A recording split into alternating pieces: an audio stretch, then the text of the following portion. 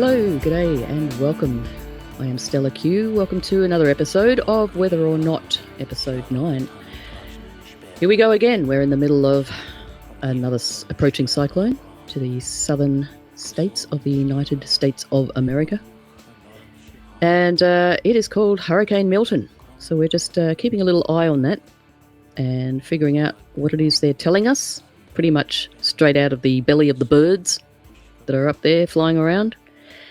They're sending back a whole bunch of data, which is actually really essential to know, because if we don't know that stuff, we don't know how intense it's going to be and how much people are going to get affected, etc. So that's why they're flying around up there. We are going to look at a little bit more data and more in-depth data, just to actually correlate that what we are being told out there in the public is correlating with what is actually the data that is coming hot off the press. So this is a bit impromptu. There might be a bit of background sounds and what have you. Sorry about that. But I'm not going to edit it much either, because we ain't perfect and I haven't got time. So we're just going to get this to you as quickly as possible. So here we go. Let's have a look at some of the data in depth. It's a little bit tedious. It might be a little bit boring, but it's receipts. So that's what people need. Receipts. Okay, let's go. Is this weather or not? What's the jive? So this is set up with filters for military aircraft, and everything else is kind of grayed out like these guys. Mm-hmm. You can see those are all commercial flights on the jet routes. Okay. And like these guys here, American Airlines. And how can you tell that because of that code? Yeah, like I know that's American Airlines, but if I click on it, it tells me who they are. Okay. Air Canada, 32,000 feet. This guy right here, mm-hmm. Air Canada. So they've got passenger vehicles there at the moment, not too far. 36,000, yep. And the way you would find, this is on playback, but it's current. So this is 4:15 UTC. It's 5 minutes from current. I've actually got 5:20, so there's a little bit of a delay. Okay, but not much, just a bit. Not very much, yeah. So all these other flights, if I click off of that, now I can see those guys. This is the guy that we're talking about right here. He's going in for another survey. Okay, so what we're looking at the moment, let's explain what we're looking for. But we're looking at the flights that are currently, is that right, currently? Yes. Take in the air at this time, which happens to be 8th of October, 4:16 UTC. And that's what's currently happening right now. Thank you. Just wanted to make sure that's understood. So this guy's at 10,000 feet. That's the common level that I'm seeing. The vertical speed is 0, so it's flat, minus 256. So it floats up and down in the clouds as it's going through it with the currents. How could it have been vertical speed of 0? What does that mean? Well, you could see it's bumping up and down in the convection that's happening in that cloud. Oh, I see. Okay, got it. There's turbulence. It's not a fun place to be right now if you're not used to that. I mean, it was minus, now it's 128 plus, minus 64, so it's doing that. Wow. Okay. No thanks. A bit of a roller coaster up there at the moment. At 207 knots, and I'll zoom in here, and yeah, that's the track. That's his path, and I don't know what that was, short of it went like that and like that. There's star pattern, but he's going through that one point right there is like the center. Yep. That's probably the eye, and the way you can verify that is take it out of playback mode, and now it shows it. There you go. So he's coming into the eye right now. So if I go to, yep. I was just going to say I'm probably preempting. Should we look into who he is first, or you want to just go over what he's doing first? Who he is this guy. 130J Weatherbird serial number. Oh, okay. That's the type of plane. Yep. And it's working for Lockheed Martin, is that correct? Well, that's the builder. Yeah, that's the builder only. Okay, all right. Yeah, this is an aircraft that's 27 years old. All right. Yep.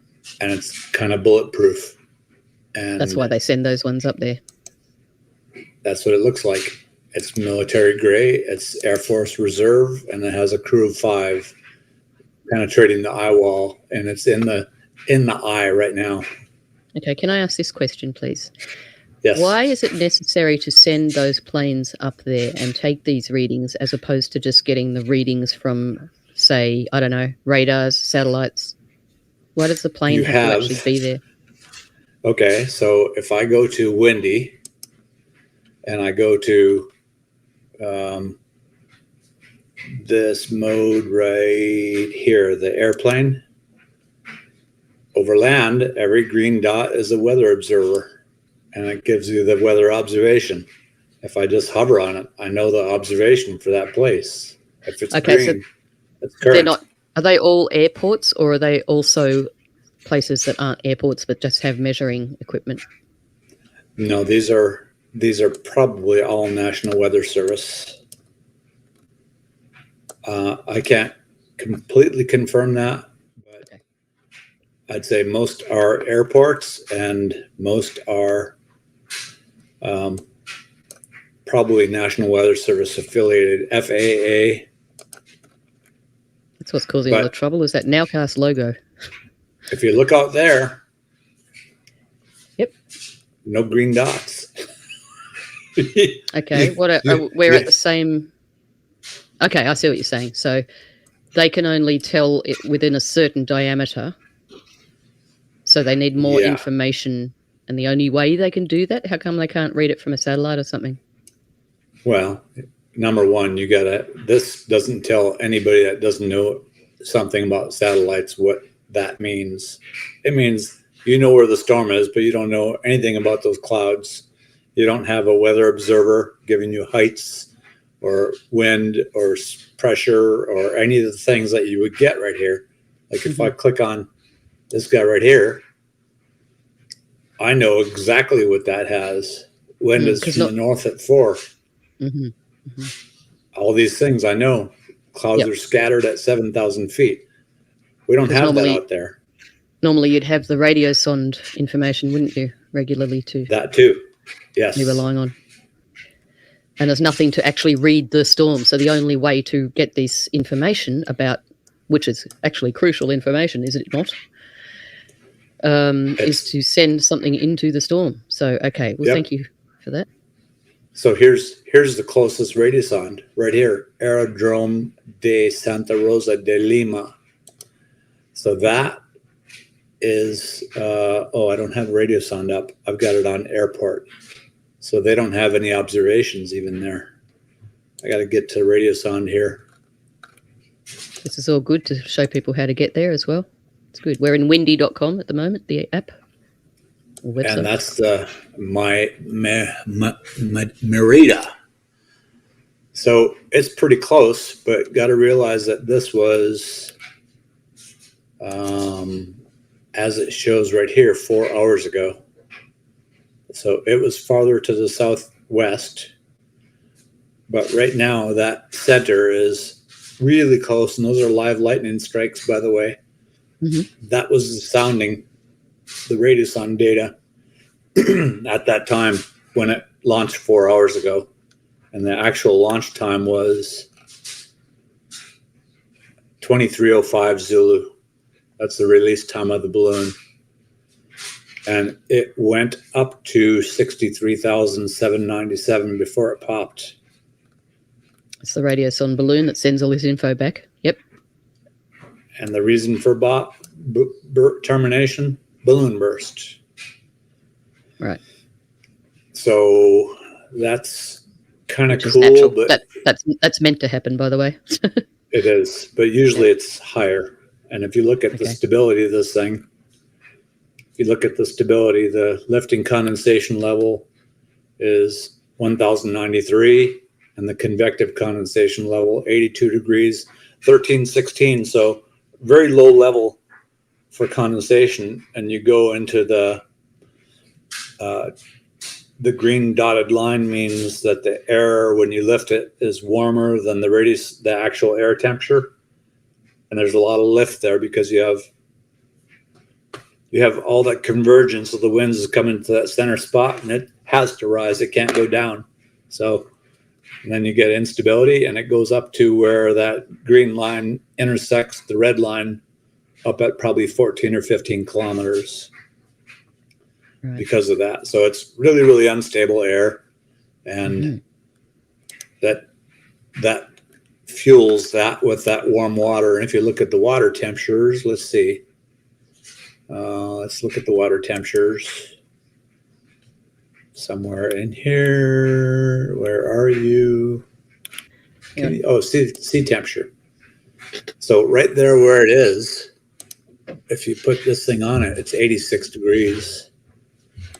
That's way more than you need for hurricanes to fuel it. And that's everywhere you look through there, it's always, I mean, the path is going to take it right here. It's 85 to 86 degrees from here on out. It has a lot of fuel. So that's going to fuel this because it's so warm. Is that what you're saying?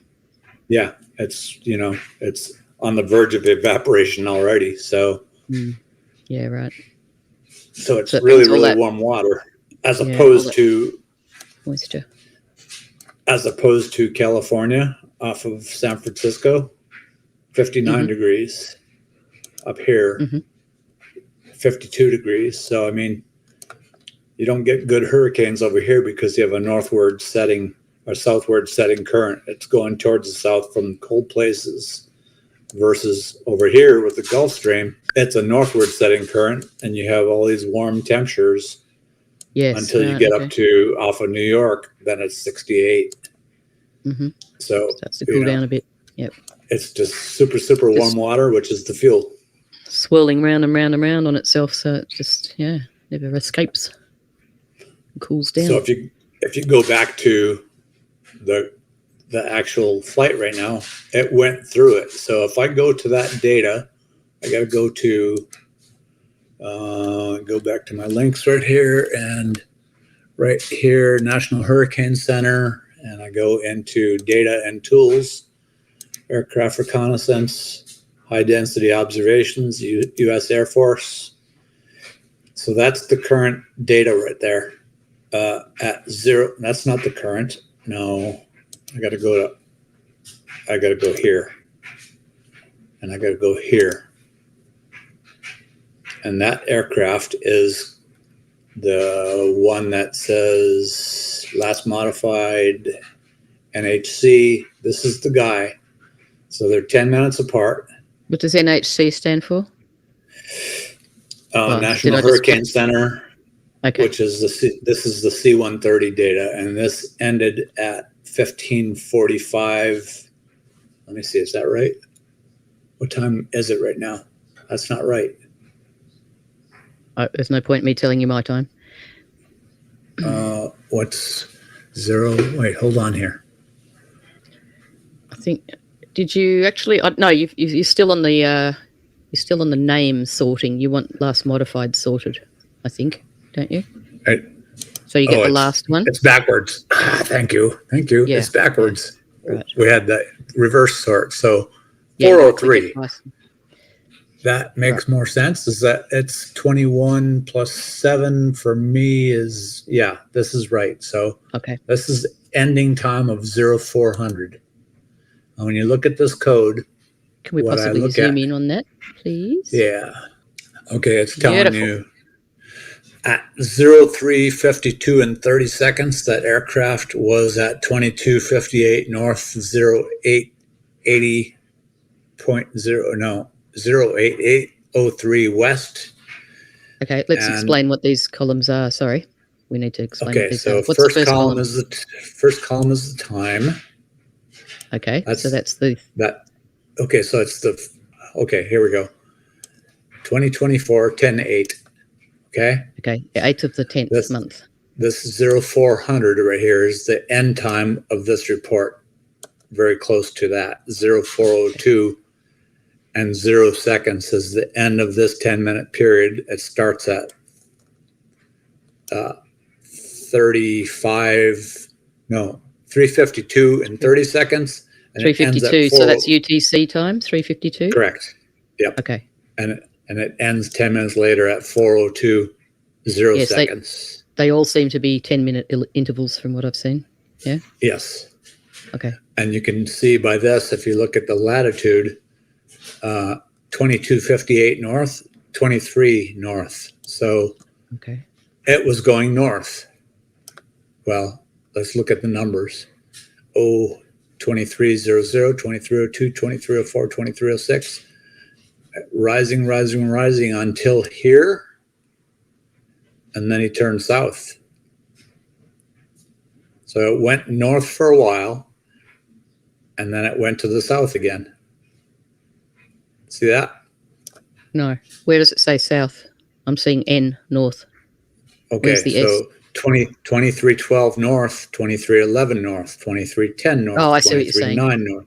It's clicking, Yep. it's decreasing, and it's now at 0200 or at 4:02:00. 2 minutes after the hour, it was 23 north. So it was moving south. And then for the longitude. Less north. Okay. Correct. Less north.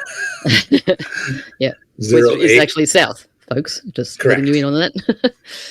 And then 08803, and you can see it's clicking down. Okay, so this is the east-west. Yep. And it clicks down to here, and then it goes back up again. So it's going more west. It's going more south and more west towards the end of this 10-minute period. Yep. Okay. Then you have this column, which is the millibar pressure that they're going for. This time they're at close to 700 millibars, which is about 10,000 feet. No, it's that's their pressure in millibars, or hectopascals, another name for it. Yeah. And then you got this guy right here, which is the meter value. So they were at very steady 3,100 meters above the water. And then meters, that's it. Can you just very briefly give us a quick explanation? Because you don't mean meters as in distance, do you? Yes. Or do you? You do? Yes. Okay. 3,122 meters, which if you convert to feet is close to 10,000, 3.3 per foot.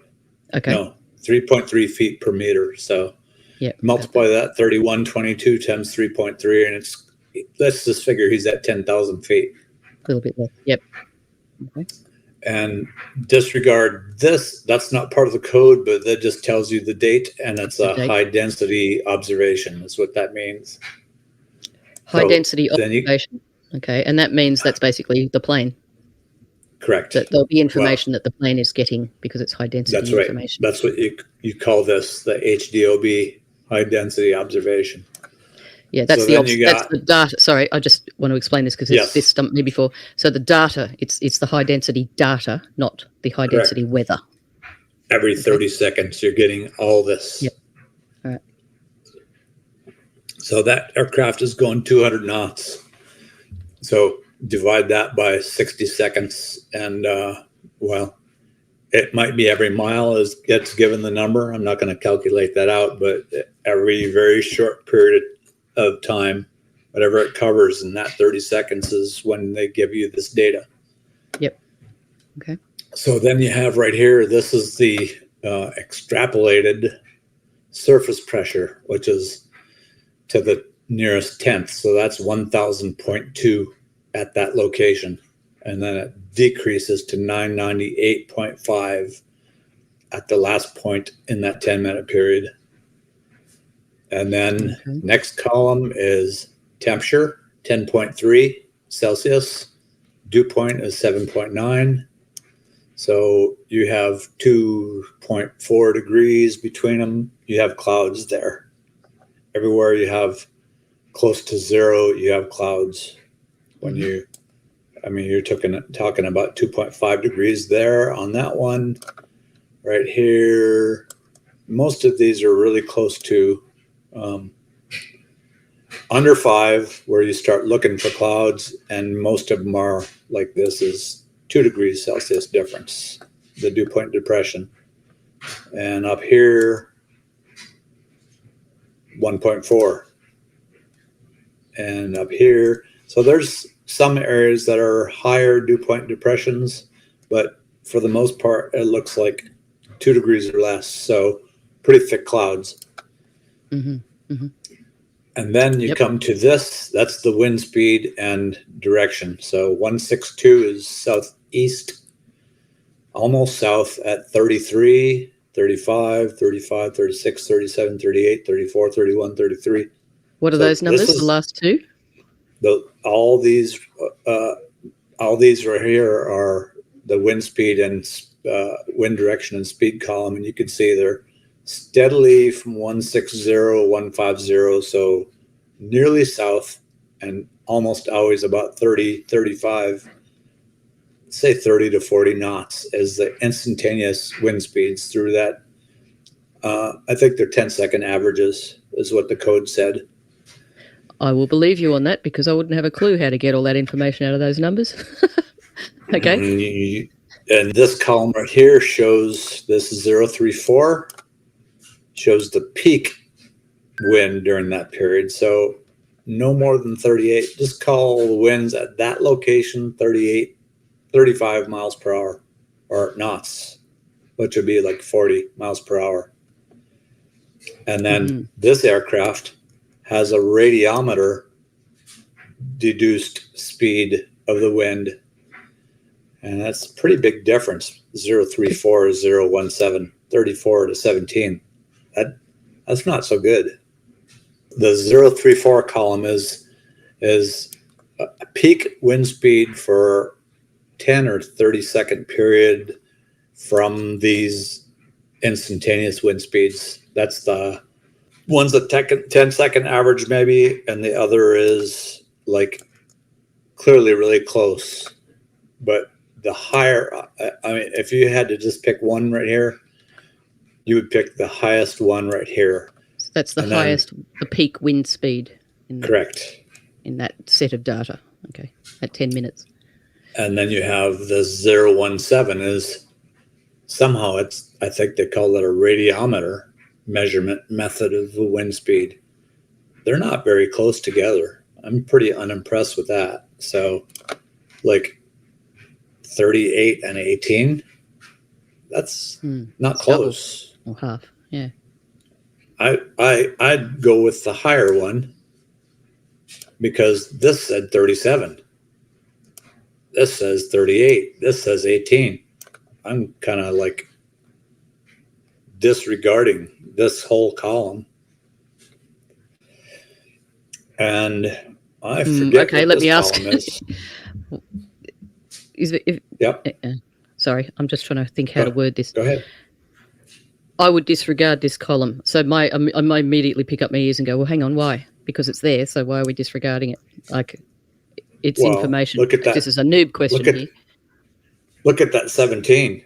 Look at the recorded wind speeds in that 30-second period right there. That's 30 seconds to the next line. Yeah. That's 33. And the peak is 34. How does the radiometer record a 17? Is that not a minimum then, maybe? Like it had a little bit of a lull? Is that how they work? No. Let me get the document up. I have a lot of files and not a very good filing system. We always have to catch up with our files. It's never ending.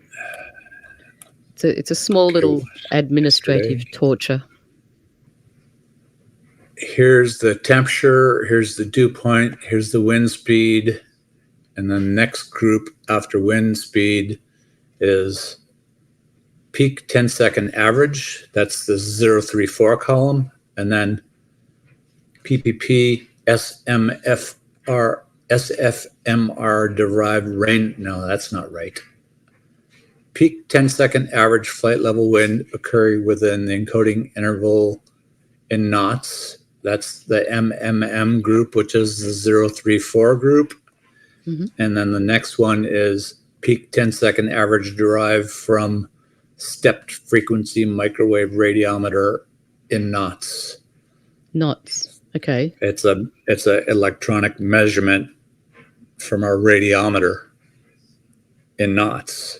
So they all knots? Like they're both knots, those two columns? Correct. They are knots, not knots. So what's the discrepancy there? Is it I don't know. because of the elevation? Like is one on the ground and one's in the air or something? I don't know why. We need to find that out. But to me, that's more reliable than that because it's really close to that 33. If you look down, there's a good correlation between the first column and the second column and these 02. The 032 is close to the 31. It's not close to 23. No, that's why I'm thinking we need to really find out about that, because that might be like the ground speed, like that guy was talking about that I read out, saying how different the speeds can be depending on how close to the ground they are. And I'm just wondering if it's a radar situation, does that mean that it's like a ground speed as opposed to the airspeed from the plane? Peak 10-second average surface wind speed occurring within the encoding interval from the SFMR in knots. I'm going to look that up. It's a radiometer. Oh, you know what it is? Okay. What's a radiometer? Some type of electronic measuring method from the aircraft itself. It's somehow figuring that out, and it's doing a poor job, in my opinion. So, all right. So that's definitely something from the aircraft. Yes, it's in the aircraft. It's an instrument in the aircraft, and I'm dubious that in this particular data set, it doesn't look accurate compared to what the other thing is, which is based on the other aircraft instruments.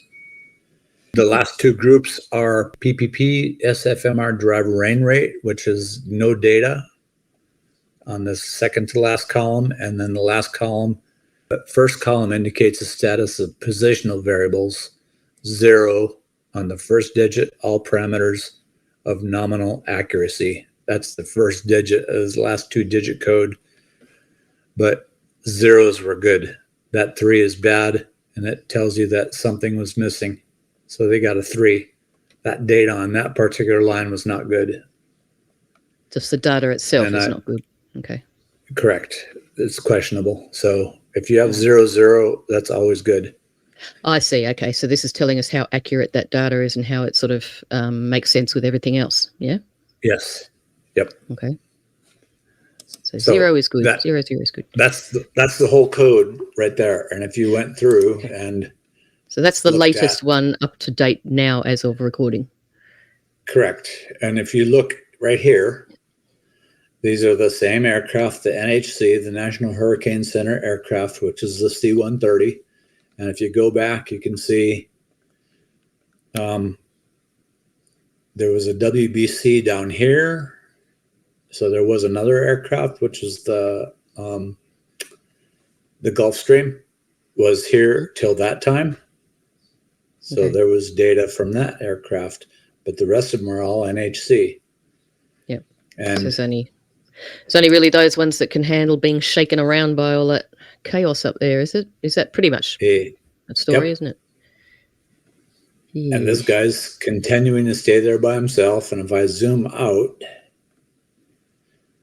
I might see the other one, but I don't, because he comes from somewhere near, I think it was Lakeland. If I used playback mode, I would lose the storm itself. Right. But I could probably find the other aircraft. But let's do that. Okay, so let's go to playback. You can always get the storm back again. Say 3. Go back an hour and see if he's there. Is this guy? That's Teal 71. I'll go back another hour. So I'll click back 30 minutes backwards. And there he is right there. Oh, had him.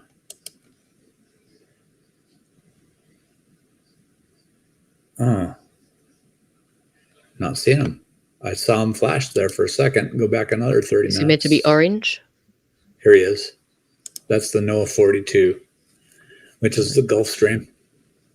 No, it's not a Gulfstream. They sent out an Orion this time. 42 is an Orion. Lockheed Orion. Okay, why would they do that? Okay, so that's a P3, that's like a P3. That's a Navy aircraft.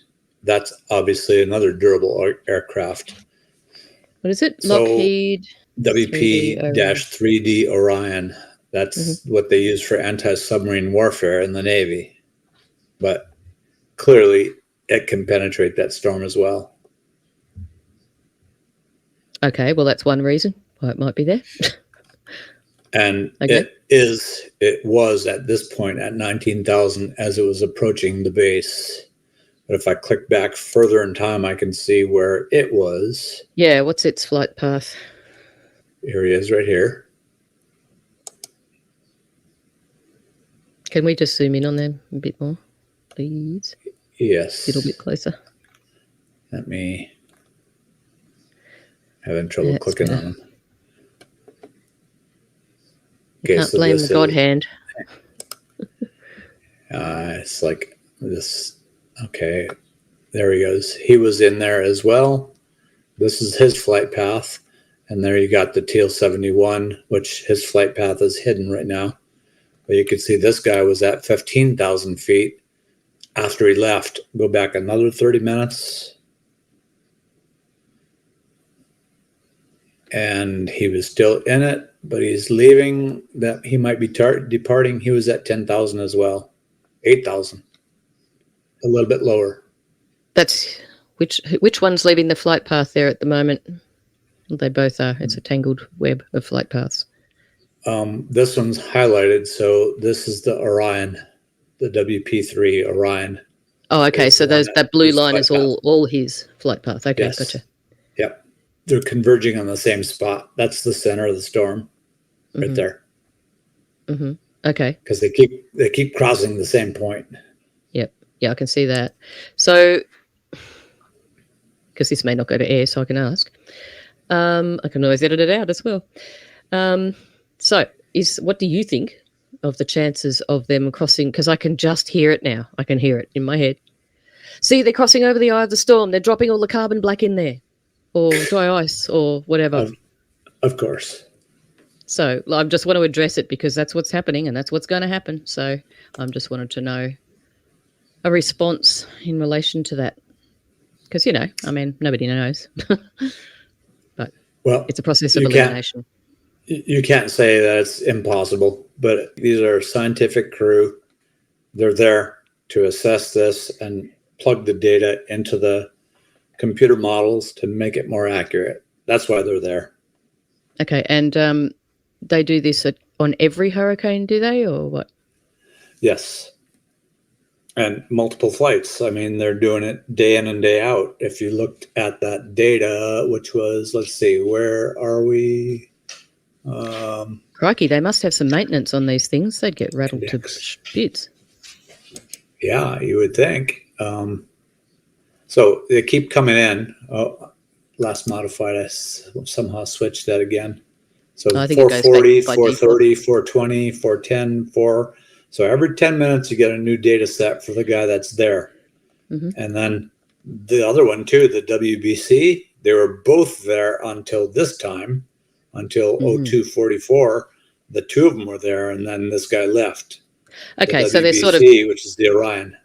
Yeah, so they're kind of passing the baton to each other so that there's always one up there, always monitoring. It looks like, fair to say? Okay. Yep. And I have to make a correction. I need to put it in the chat that was not a Gulf Stream. When I figured the WBC, I didn't look at the type. I didn't actually click on it to see that was the P3 Orion. Okay. So when I mentioned it in chat earlier, that was a P3 Orion, the WBC. The Gulf Stream, I should have caught that because they fly up at 40,000. They're like business jets, and I didn't catch that because I was so into this data. So okay, I got to make that correction to what I said in chat. So do you want me to pause? Do you want me to pause while you do that quickly now, or? No, it's okay. People are sleeping. Okay. Most people are. It's 10 o'clock here, so normal people are sleeping. Okay. I wanted to show this. Okay, so I know what time he's right at the center, right? This is the Teal 71, which is a C-130, which is that NHC. I know the time is 5940 UTC. So if I go back to that data, 5940, call that 0100 UTC, right? Mm-hmm. 0100 UTC, NHC. He's in the center. NHC 0110, right here. 102. This one should be minimum pressure, maximum winds. And the winds were 70s, 80s, 103, 123. 132 up down there at the bottom. The next one 158. might be quite a bit. 158. Mm-hmm. That's quite a bit, isn't it? At the tail end of the flight, not the flight, but at 0200, 010200, 102 after the hour and 0 seconds at that location, he was still at 7,000 meters, or rather 700 millibars, 2,500 meters, so somewhere under 10,000. There's a missing calculation of the surface pressure. Look at the accuracy there on the furthest right column. Yeah.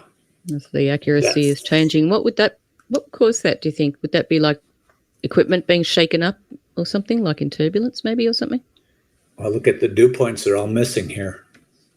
Something's awry right there, but I'd have to go back and find the code to where I chopped it off, showing you the code over here.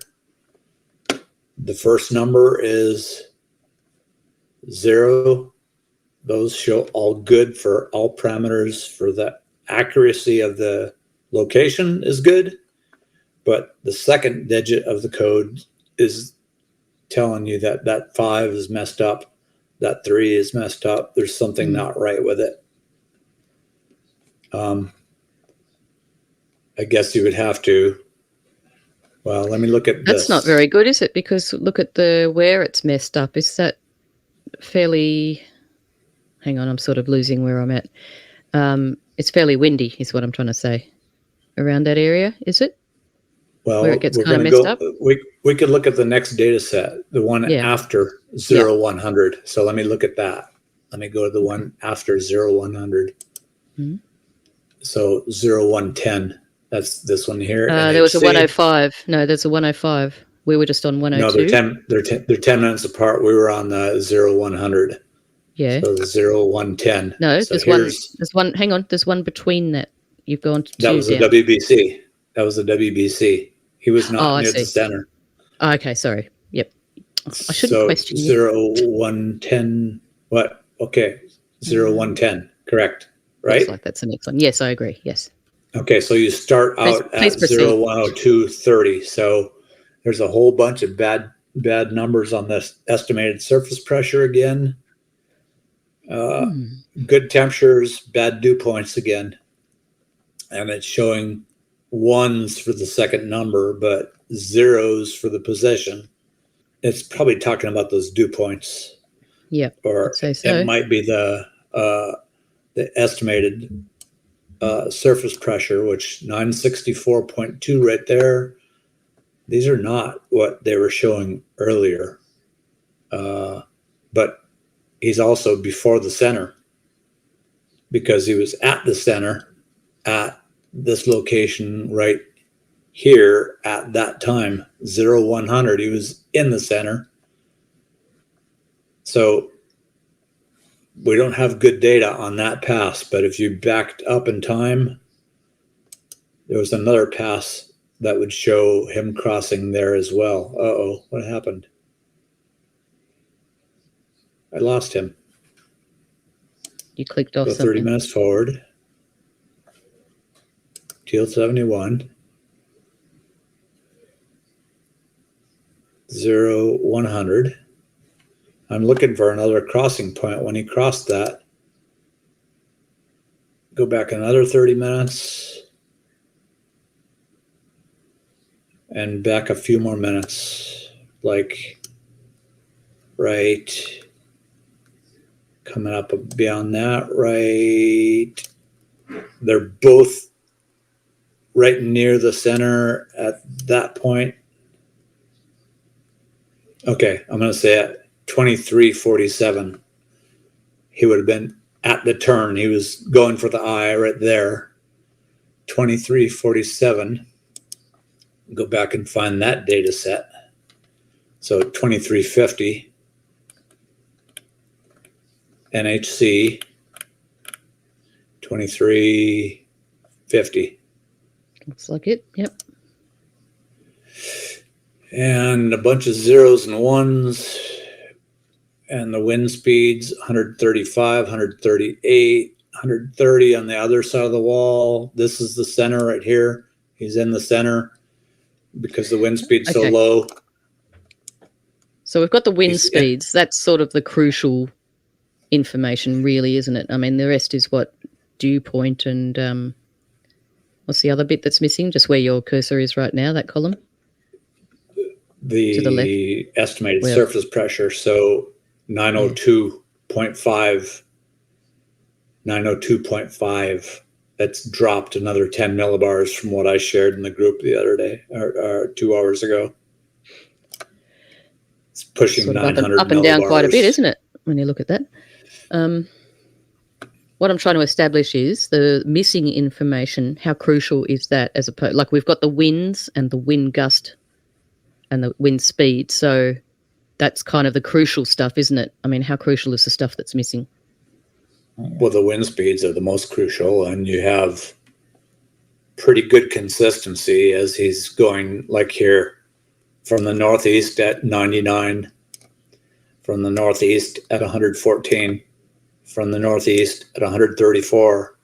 It's climbing, and the peak is 138, and then it drops off as you're going into the eye. You're exiting the wall. Mm-hmm. Coming into the eye, and it drops to 44, and it drops to 2. Yep, because you're out of the really torrential stuff in the calmer area of the eye. Yep, makes sense. Yeah, you're in the eye right there, and that's the lowest pressure, 902.5. Mm-hmm. That's realistic. Yep. You have too much following the proper slope, constantly dropping until you go through the eye wall, drop into the center. Increasing to the eye wall, going to the center, dropping off to nothing, calm. The wind direction's completely different. Northwest at 2 knots, and then it goes to south again at 67 instantly, and then it jumps up to 130 on the other side of the eye wall. So it's really easy to see where they've gone to the other side of the eye. Yeah. Yeah, you just combine that pressure, and you combine the speed, and you combine the wind directions and the speed of the knot, so it's easy to see where. And that one happens to be a 00, and that's a 00. I know that 0 is really good data, so you have a good fix on the center, and you have a pretty good reasonable belief that 138 is right. And they were talking about in the forecast discussion that they're expecting a little bit of diminishment because the wind shear values were not perfect. So it's going to drop off for a bit, and it's showing that from that 155 that it was showing earlier. So, well, good Lord, let's hope so. Multiple passes through. We finally got good data right there, and they might still be continuing to show it right now. Let's see. What's the latest? Okay, so just while you're looking for that, what are we what's our objective here? What's the moral of the story that we're showing? Are we showing that the information that's coming from these planes correlates with what is coming out of National Weather Service? Is that what we're doing here? From the National Hurricane Center, yeah. Let me go back to them right now and see. They had update 12, which I shared with the group. Let me go back to the forecast data and tools, forecast tropical cyclone products. And you go back down here, and there's Hurricane Milton. advisory 12, forecast advisory 12, forecast discussion 12. Those are the latest, and they're like every 3 hours or so. And Okay, so this is the NOAA.gov site, and this is where everybody gets their information from. Is that correct? Yes. Or should National get their Hurricane information Center, from? Miami. Should. Okay. So theoretically, the mainstream media, those lovely weather men and pregnant women, they're getting all their information from this place and passing it on to the good people watching. Okay. Theoretically. And they're saying 5, but in reality, it's not 5 now because it was showing 135. And if you look for Okay, Saffir, but that was a little while ago, wasn't it? Like, we're not saying that there's a discrepancy at the moment. It was showing 5. It was showing a 4 earlier, but you have to go by this scale right here, which is, it was showing 155, 150, 55. So it was 4. Category 4, It's dropped to probably a 3 right here, right now, because of the speeds that we just saw. Sure. Okay, but what I saw there before was it said Category 5. So I was just wondering about that. When I looked at it, the data that I saw, it was saying 4, which is 155. Yeah, I know, but just underneath, see that text that's underneath this chart on your computer screen? Yes. There, see, it says Category 5, Hurricane Milton moving near the northern coast. And so it's I'm just more wondering, like when 3 did it get to Category right 5? Okay, what are we looking at here, and why is it saying Category 5 if it never got there? Because this was ours. This was a few hours ago, which it was when Right, so it did reach Category 5. It did. Well, if it was 165, yes. If it hit 165, I didn't see that. When I saw, I think that's not accurate because I was seeing from the penetrations of the 2 aircraft that were there prior to these 2 aircraft, they were showing 150 to 155, which was Category 4. But it's on the verge of Category 5, yes. Yeah, okay, it's on the verge. But, okay, so what does it say? 157 plus is Category 5 miles an hour. Right. 157. Okay, so it says there on that text document that your cursor is now on. If you just click on that, So 165. So that's definitely well into Category 5. Maximum sustained winds. When it gets back up to that, when it gets there, and it's dropped off. Yeah, but it has been there because that's what the information there says. So what time, that's what I'm trying to ascertain, what time was this information? What time was it a Category 5 there, according to them? This Monday, October the 7th. This was a couple hours ago when I was there 10 p.m. earlier. CDT, it says. 10 p.m. CDT. What's that? Central District Time. Central Daylight Time. So Daylight, that's 2200 plus. Okay, can we go to that data and have a look? That data set? Or is that a hassle? So, it's not October a hassle, 7. but I just have to do calculations and stuff here. I mean, I'm going to go back to my own files here, and I think I can find them faster. 158 at time 010200. It was a 1 for the data. Well, hang on. It was 10 p.m. CDT. So what's that UCT? Well, 0100. Okay. I'll find out if you like. So they had a 154 by the aircraft instruments calculating the speed, and the radiometer said 162. So that's Category 4. From the previous aircraft that were there, the ones that are there now are showing lesser numbers. Are we definitely looking at exactly the same time? Sorry, I was looking at the time conversion and everything. I missed some of that. Are we definitely at that same time where they called it a Category 5, which was 10 p.m. CDT? Yes. Which is 5. Sorry, this not is the 10 data p.m. set that I had when I was looking at it earlier before I reported to the group. Yes, this was exactly the ones that were departing when I sent that. So what did we derive from this? Are they Category 5 on here? 155, 155, 160. This is Category 4. Ooh, it's right on the edge though. Okay. It's on the edge, yes. So they're not far off by saying what they're saying. Well, actually, the Saffir-Simpson scale, I think it's 157. So theoretically, the 162 takes it into a Category 5 for a blink of an eye.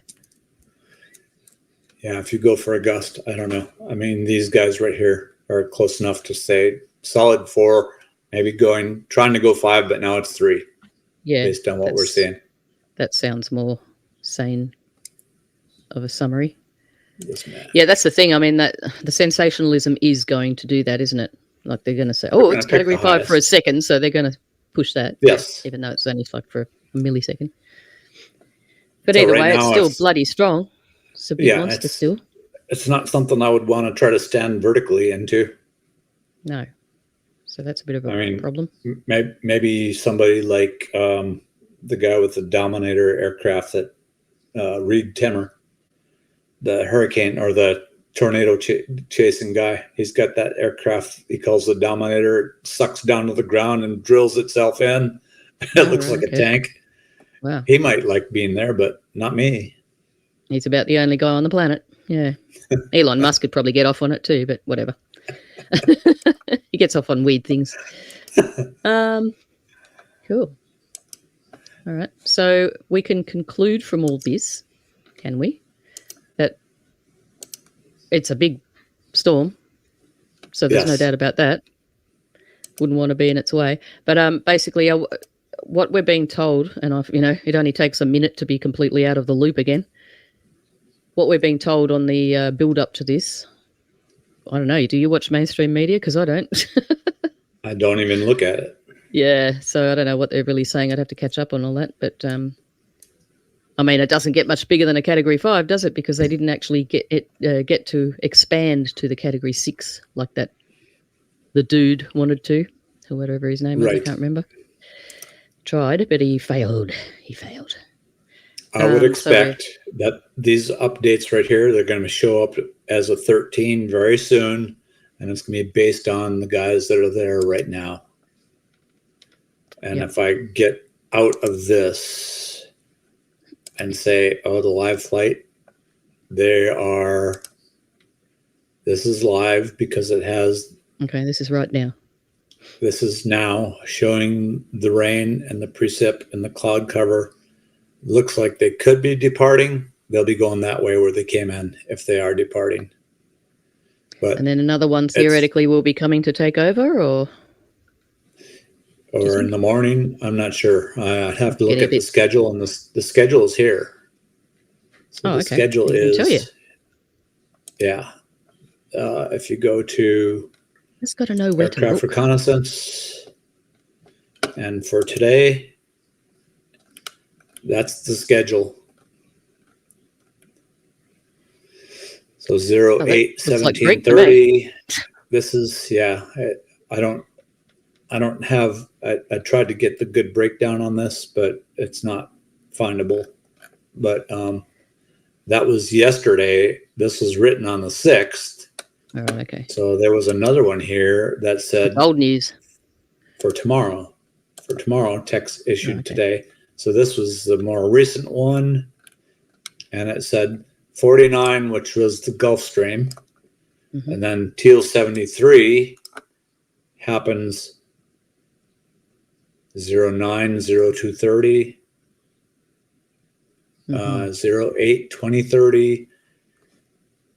So that's the first flight, 09/00. There's 2 flights to each one, because then there's like A, and then you go down to E.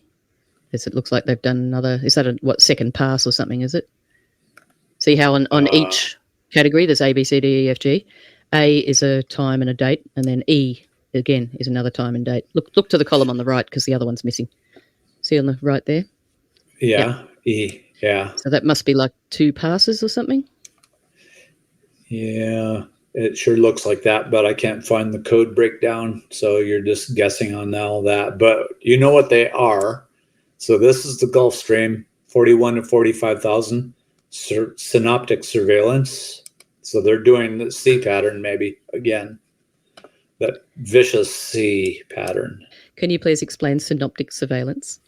Synoptic means the overall big picture definition of what the weather is. So you would say high pressure dominating the Eastern Pacific with a trough over the central United States. That's the synoptic situation.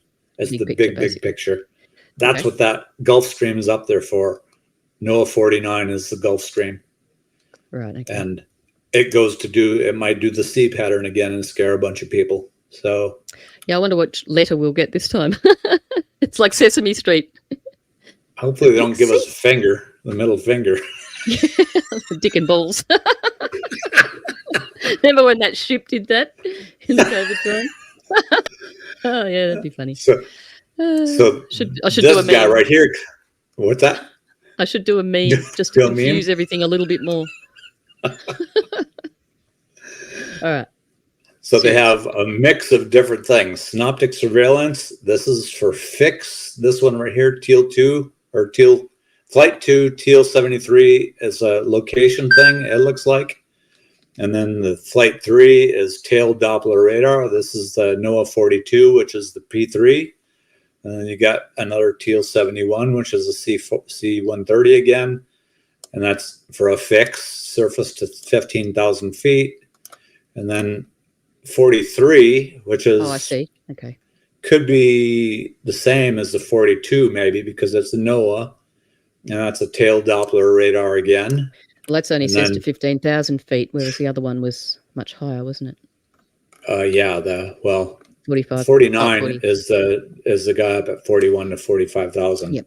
Yep. The rest of them are all surface to 15. Yep. Okay. Safety comes into that, so they get to play with that number as needed. Okay. Can I ask a question here? Yeah. I'm sorry.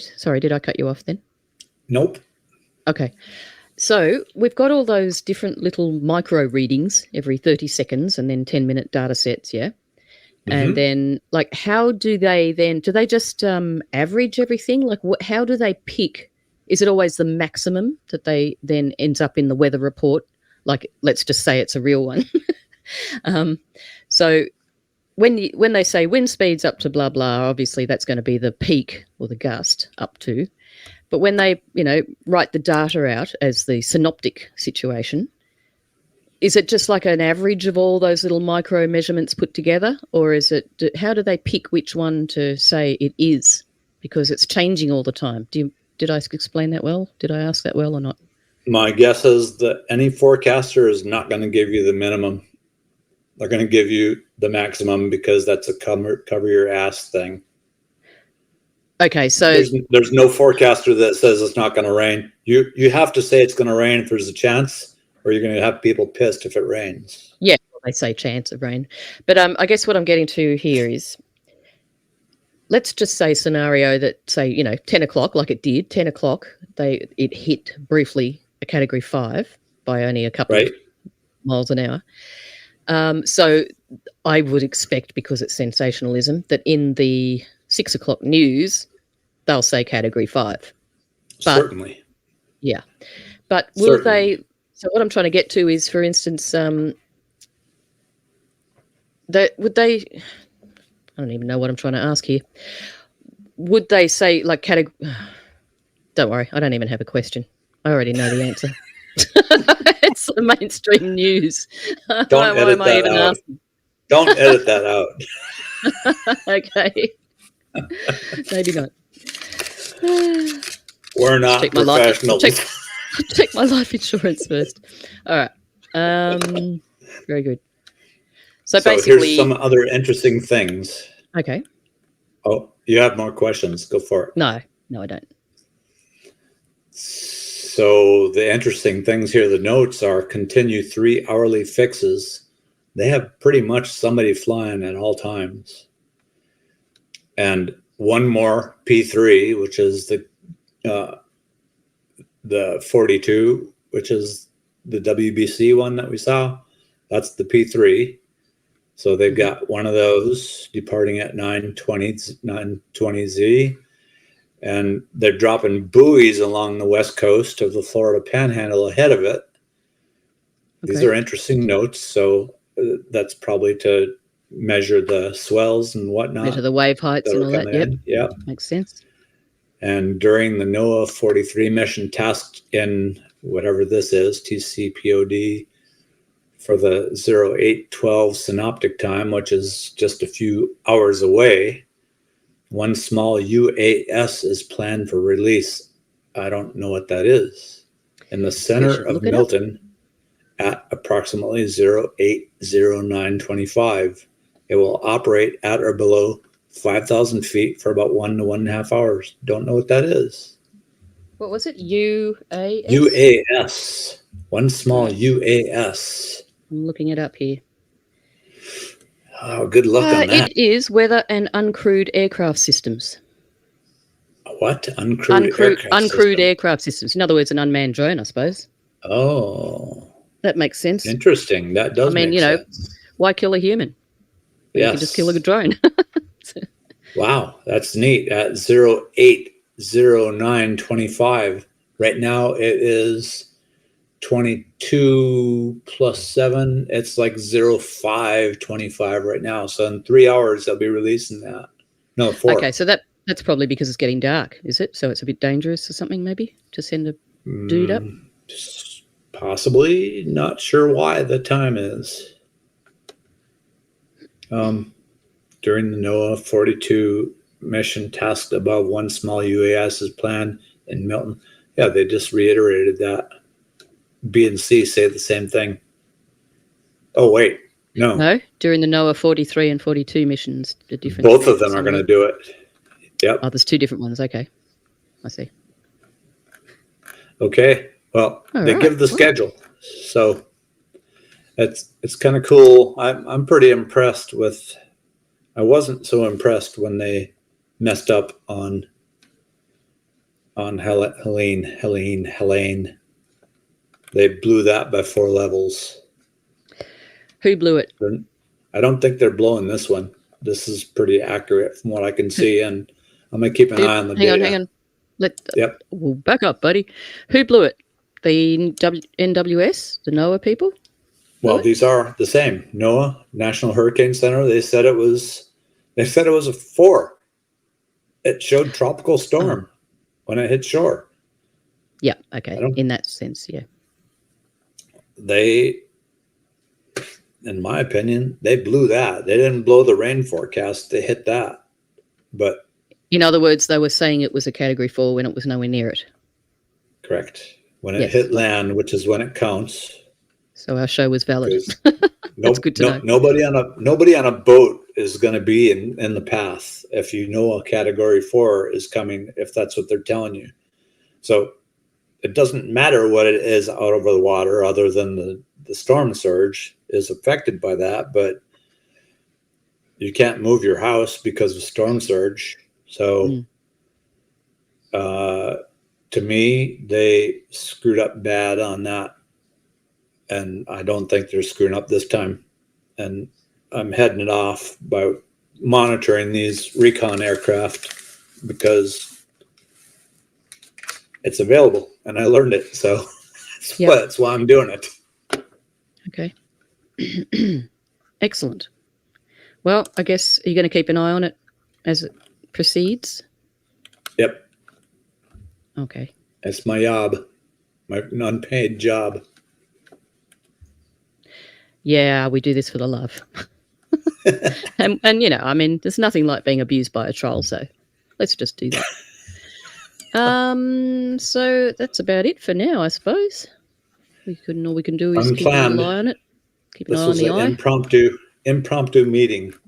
It was very impromptu, but it was due. So, very good. Well, thanks for showing us that, and I shall. My pleasure. Take us all back to normal land. There we go. And hopefully we've learned some more stuff. You seem to have learned quite a lot in the last 24 hours yourself, just deciphering all that code stuff, that Greek, those hieroglyphics. I got more to learn. I got to figure out how to decipher the drop sondes that they're dropping, and I can't find the code breakdown. That, as Popeye says, that Chinese is Greek to me. Yeah, well, you just make sure you eat your spinach and you'll get there. All right. Well, thank you for that, Jeff. Okay. Yep. I'm going to hit the end record button. Stay safe out there, everybody. Don't be in the path of this thing if you can help it. God bless.